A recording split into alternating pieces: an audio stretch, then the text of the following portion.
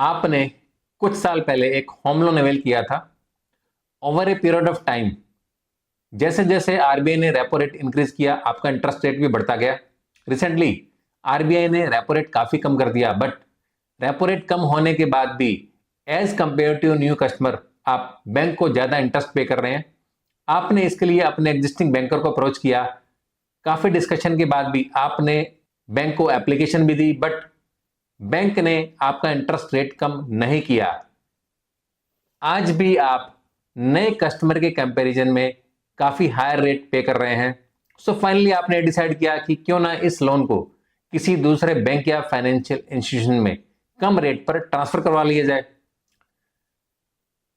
अब जब भी हम ये डिसीजन लेते हैं कि हमें अपने लोन को दूसरे बैंक में कम रेट पर ट्रांसफर करवा लेना चाहिए, ये डिसीजन तो ठीक है, बट उस समय हम ऐसी कौन सी छोटी छोटी गलतियां करते हैं जिसकी वजह से कम रेट पर लोन स्विच करने के बाद भी हम इन टोटल इंटरेस्ट कम पे करने के बजाय बाद में पता चलता है कि हम ज्यादा ही पे कर रहे हैं। सो यदि आप भी इन गलतियों को अवॉइड करना चाहते हैं तो आप इस वीडियो को लास्ट तक जरूर देखिए। ये वीडियो थोड़ा सा लंबा जरूर होने वाला है, बट इससे आप अपने अपने एग्जिस्टिंग लोन पर लाखों रुपए सेव कर सकते हैं in the form of interest. So start करते हैं। Hello friends, I am Rajesh Kumar, founder of real Indian money, your partner in growth and success. Friends, आज हम रियल कैलकुलेशन के साथ इसे समझने वाले हैं कि हम अपने एग्जिस्टिंग लोन पर जब उस लोन को दूसरे बैंक में ट्रांसफर करते हैं तो कम रेट पर ट्रांसफर करने के बाद भी हम लाखों रुपए कैसे सेव कर सकते हैं in the form of interest. तो इसे एक रियल कैलकुलेशन के साथ आज हम समझने की कोशिश करेंगे। सो लेट्स सपोज आपने जो भी लोन लिया था, आज उसका आउटस्टैंडिंग बैलेंस है 43,20,832 रुपए, जिस पर आप इंटरेस्ट पे कर रहे हैं 8.70% एंड आपकी एज ऑन डेट ईएमआई है 54,134 रुपए। तो यदि हम इस पे कैलकुलेशन करें तो इन फ्यूचर आपको 119.65 ईएमआई फ्यूचर में पे करनी है, जिन पर टोटल इंटरेस्ट बनेगा 21,56,446 रुपए। सो जब भी हम लोन ट्रांसफर की बात करते हैं तो हमारे पास इंफॉर्मेशन क्या होती है कि हमारा करंट आउटस्टैंडिंग प्रिंसिपल कितना है, हमारा कितना रेट ऑफ इंटरेस्ट है, हमारी ईएमआई कितनी है। अब जब आप किसी दूसरे बैंक को अप्रोच करते हैं लोन ट्रांसफर के लिए, वो इतना तो कह देते हैं कि आपका इंटरेस्ट रेट 1%, 1.5%, 2% कम हो जाएगा, जिससे आप लाखों रुपए सेव कर सकते हैं। बट एक्चुअल में क्या वो सेविंग होती भी है, या अगर होती है तो किस सिचुएशन में होती है, ये आपको कोई भी नहीं बताएगा, और ना ही इसके लिए किसी के पास प्रॉपर टूल्स हैं। सो अब इस सिचुएशन में आपके पास कौन कौन से सिनेरियोज होंगे जब आप अपने लोन को ट्रांसफर करेंगे। सबसे पहला, repay the same loan EMI with new rate of interest. Means जब आप अपने लोन को ट्रांसफर कर रहे हैं तो जितनी ईएमआई आप पहले पे कर रहे थे, नए बैंक को भी आप उतनी ही ईएमआई पे करेंगे नए इंटरेस्ट के साथ। अब लेट्स सपोज नए बैंक का इंटरेस्ट रेट कितना है 7.50, उसमें आपके ऊपर क्या इंपैक्ट आएगा। अभी जो आपका आउटस्टैंडिंग लोन था उस पर आपको 119.65 ईएमआई पे करनी थी नए बैंक के साथ। अब यदि आप सेम ईएमआई पे कर रहे हैं तो आपको 110.88 ईएमआई इन फ्यूचर में पे करनी पड़ेंगी। वह आपका जो टोटल इंटरेस्ट होगा वो होगा 16,81,747 रुपए। तो आपने देखा कि पहले बैंक के साथ आप कितना इंटरेस्ट पे करते, 21,26,446 रुपए। तो यहां डिफरेंस आपको समझ में आ रहा है कि आपके फ्यूचर में कितना इंटरेस्ट सेव करने को मिलेगा। सेकंड सिचुएशन या सिनेरियो हमारे साथ क्या बनता है, repay in same term with new rate of interest. Means आपकी जितनी आउटस्टैंडिंग टर्म है आप उतने टाइम में ही लोन को खत्म करेंगे एंड आपकी जो ईएमआई है वो चेंज हो जाएगी। मींस टाइम आप सेम रखेंगे बट आपकी ईएमआई का अमाउंट वो चेंज हो जाएगा। तो इस सिचुएशन में हमारी कैलकुलेशन क्या बनती है? इस सिचुएशन में हमारी जो ईएमआई है, जो आप पहले 54,134 रुपए पे कर रहे थे, वो हो जाएगी 51,389 रुपीज। तो इस पर फ्यूचर में आपको कितना इंटरेस्ट पे करना पड़ेगा? 18,28,017 रुपए। मीन्स इस सिचुएशन में भी आप पहले से लगभग 3-3.25 लाख रुपए का इंटरेस्ट सेव कर रहे हैं।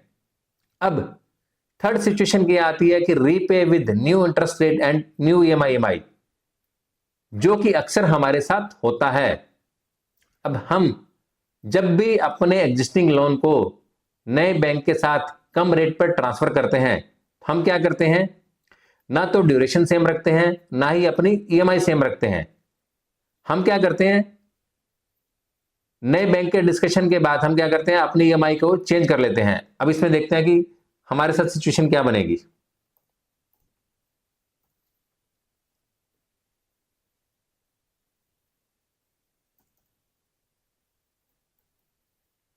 अब आपने क्या किया?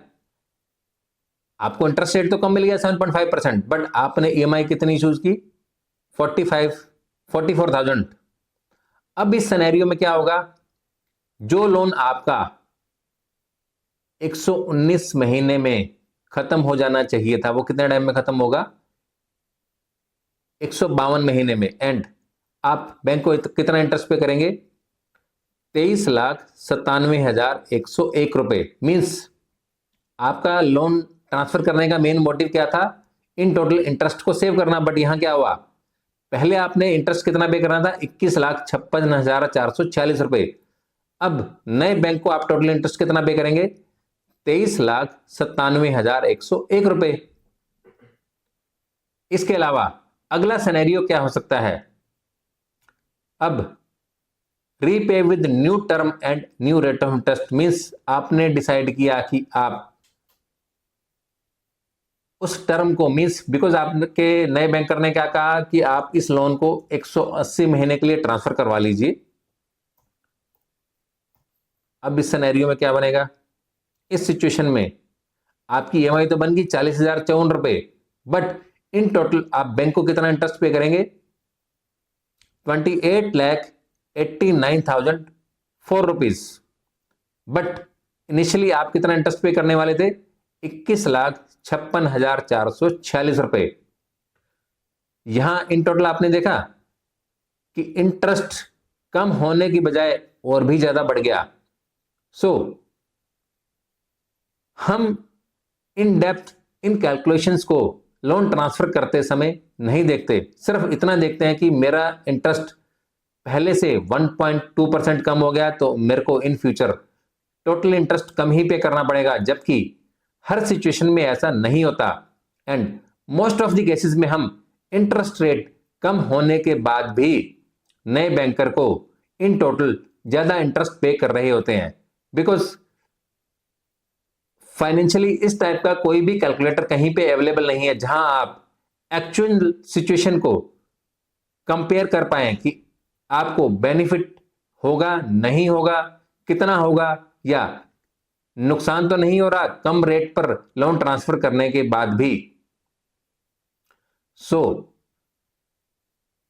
यदि आप भी चाहते हैं कि आप इस तरह की कैलकुलेशन को एक्चुअल में कर पाए, तो इस कैलकुलेटर का लिंक डिस्क्रिप्शन में दिया गया है। साथ ही आप हमारी वेबसाइट पर जाकर कैलकुलेटर सेक्शन में इस कैलकुलेटर में जाकर के अपनी कैलकुलेशंस को चेक कर सकते हैं।